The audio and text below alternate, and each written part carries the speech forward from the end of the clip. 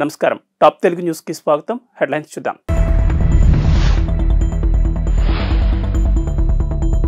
వైసీపీలో బుజ్జగింపుల పర్వం షురు. జగన్ నచ్చజెప్పిన నిర్ణయం మార్చుకోని పార్థసారథి.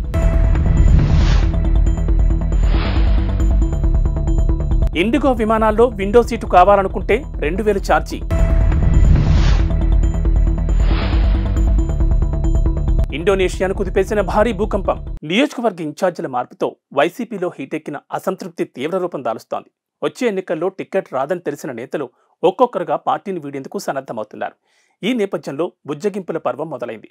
పార్టీ తీరుపై తీవ్ర అసంతృప్తితో ఉన్న పెనమలూరు ఎమ్మెల్యే కొలుసు పార్థసారథిని జగన్ నిన్న తన కార్యాలయానికి పిలిపించి 20 నిమిషాలకు పైగా మాట్లాడారు.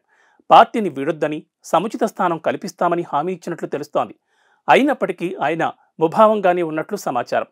వైసీపీ సాధికార బస్సు యాత్రలో పార్థసారథి ఇటీవల అందరి ముందు తన అసంతృప్తిని వెళ్లగక్కారు. జగన్ తనను గుర్తించకపోయినా పెనమలూరు ప్రజలు మాత్రం తనకు ఎప్పుడూ మద్దతుగానే ఉన్నారని పేర్కొన్నారు. ఆయన చేసిన ఈ వ్యాఖ్యలు ఊహాగానాలకు కారణమయ్యాయి. ఆయన పార్టీని వీడబోతున్నారంటూ ప్రచారం మొదలైంది. ఈ నేపథ్యంలో గత వారం రోజులుగా ఎమ్మెల్యే కైలే అనిల్ కుమార్ జగన్ సూచనతో పార్థసారథికి నచ్చజెప్పేందుకు ప్రయత్నిస్తున్నారు. అందులో భాగంగానే నిన్న ఎమ్మెల్సీ మర్రి రాజశేఖర్, అనిల్ కలిసి పార్థసారథిని ముఖ్యమంత్రి వద్దకు తీసుకెళ్లారు. అయితే జగన్తో చర్చ తర్వాత కూడా పార్థసారథి అసంతృప్తిగానే ఉన్నారని, పార్టీ వీడాలని నిర్ణయానికి కట్టుబడి ఉన్నారని ఆయన సన్నిహిత వర్గాలు తెలిపాయి. బడ్జెట్ విమానయాన సంస్థ ఇండిగో ఫ్లైట్ టికెట్ రేట్లను అప్డేట్ చేసింది. ప్రయాణికులకు సౌకర్యవంతంగా కాస్త ఎక్కువ లెగ్ రూమ్ ఉండే ముందు వరుస సీట్ల బుకింగ్పై 2000 ఫిక్స్డ్ ఛార్జ్ నిర్ణయించింది. ఇక విండో సీట్ బుకింగ్ పై 2000 ఛార్జ్ చెల్లించాల్సి ఉంటుందని ఇండిగో వెబ్సైట్ పేర్కొంది. 222 సీట్లు ఉండే A321 విమానం ముందు వరుసలో విండో సీట్ బుకింగ్ పై 2000, నడకదారి సీటు బుకింగ్ పై 1500, అదే వరుసలోని 2వ, 3వ సీట్ల బుకింగ్ పై 400 ఛార్జీలు ఉంటాయని తెలిపింది. 232 సీట్లు ఉన్న A321 ఫ్లైట్, 180 సీట్లు ఉన్న A320 ఫ్లైట్ కూడా ఇవే ఛార్జీలు వర్తిస్తాయని తెలిపింది. ప్రయాణికులు ఒకవేళ ప్రాధాన్యత సీటు అవసరం లేదనుకుంటే అదనపు ఛార్జీలు లేని సీట్ను ఎంపిక చేసుకోవచ్చు. ఎయిర్పోర్ట్లో చెక్ ఇన్ సమయంలో సీట్ను కేటాయిస్తారని ఇండిగో వెబ్సైట్ పేర్కొంది. కాగా ఇండిగో దేశంలోనే అతిపెద్ద విమానయాన సంస్థగా ఉంది. దేశీయ విమానయాన రంగంలో 60% పైగా మార్కెట్ వాటాను కలిగి ఉంది. ఇటీవల తరచూ సంభవిస్తున్న భూకంపాలతో అతలాకుతలమవుతున్న ఇండోనేషియాను భూకంపం మరోమారు కుదిపేసింది. టలౌట్ ద్వీపంలో ఈ ఉదయం 6.7 తీవ్రతతో భూకంపం సంభవించింది.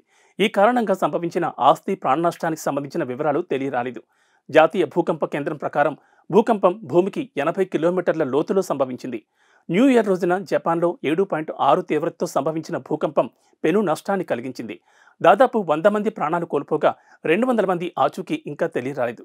గత 8 ఏళ్లలో జపాన్లో సంభవించిన భారీ భూకంపాల్లో ఇదొకటి. పుస్తక ప్రియులు ఎప్పుడిప్పుడా అని ఎదురుచూసే హైదరాబాద్ నేషనల్ బుక్ ఫేర్ తేదీలు వచ్చేశాయి. ఈ ఏడాది 36వ బుక్ ఫేర్ ఫిబ్రవరి 9 నుంచి 19 వరకు జరగనుంది. ఈ మేరకు బుక్ ఫేర్ కమిటీ సోమవారం ప్రకటించింది. ప్రతి ఏడాది మాదిరిగానే ఈసారి కూడా ఎన్టీఆర్ స్టేడియం వేదికగా దీన్ని నిర్వహించనున్నారు. ఈ మేరకు కార్యవర్గ సభ్యులు నిర్ణయించారు. బుక్ ఫేర్ ఆఫీసులో అధ్యక్షుడు జూలూరు గౌరీశంకర్ అధ్యక్షతన సోమవారం కార్యవర్గ సమావేశం జరిగింది. ఈ సమావేశంలో కోశాధికారి పి రాజేశ్వరరావు, మాజీ కార్యదర్శి శృతికాంత్ భారతి, ఉపాధ్యక్షులు నారాయణ రెడ్డి, కోయ చంద్రమోహన్, సహాయ కార్యదర్శి శోభన్ బాబు, జనార్దన్ గుప్తా, కవి యాకూబ్, శ్రీకాంత్, బాలరెడ్డి తదితరులు పాల్గొన్నారు. కమిటీ కొత్త సెక్రటరీగా ఆర్ వాసు బాధ్యతలు స్వీకరించారు. పుస్తక ప్రియులు, పాఠకులు ఈ ఏడాది బుక్ ఫేర్ అవకాశాన్ని సద్వినియోగం చేసుకోవాలని కార్యవర్గ సభ్యులు కోరారు. ఎవరి కాళ్ళు పడితే వారిని పట్టుకోవాల్సిన అవసరం తనకు లేదని, తనకు ప్రాధాన్యం ఇచ్చిన జగన్ కాళ్ళు తప్ప మరెవరివి పట్టుకోబోనని ఏపీ డిప్యూటీ సీఎం నారాయణస్వామి పేర్కొన్నారు. తాను కాళ్ళు పట్టుకున్నానంటూ వస్తున్న విమర్శలకు ఆయన ఇలా బదులిచ్చారు. ఎస్సీ నియోజకవర్గంలో టిక్కెట్ల కోసం ఇప్పుడు వస్తున్న వారు ఒకప్పుడు జగన్ను విమర్శించారని, కాబట్టి నమ్మకస్తులకు టిక్కెట్లు ఇవ్వాలని సీఎంకు విన్నవిస్తున్నట్లు చెప్పారు. స్థానిక సంస్థల ఎన్నికల్లో భాగంగా పెనుమూరులో ఓ పెద్ద ఆయనకు బీఫారాలు ఇస్తే ఇప్పుడు ఆయన తనకు వ్యతిరేకంగా మాట్లాడుతున్నారని ఆగ్రహం వ్యక్తం చేశారు. చిత్తూరు జిల్లా ఎస్ఆర్పురం ఎంపీడీఓ కార్యాలయంలో నిర్వహించిన పింఛన్ల పంపిణీలో ఆదివారం ఆయన చేసిన ఈ వ్యాఖ్యలు నిన్నటి నుంచి వైరల్ అవుతున్నాయి.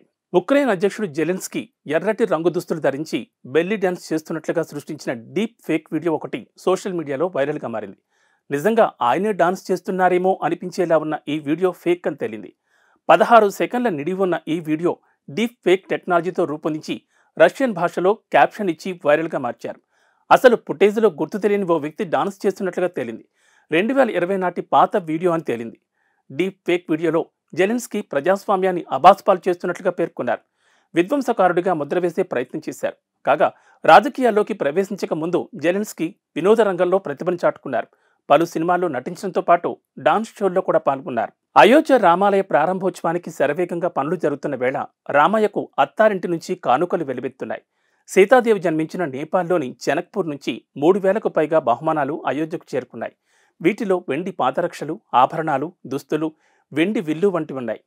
జనక్పూర్లోని రామజనకి ఆలయ పూజారి రామ్ రోషన్ దాస్ వీటిని శ్రీరామ జన్మభూమి తీర్థక్షేత్ర ట్రస్టుకు అందించారు.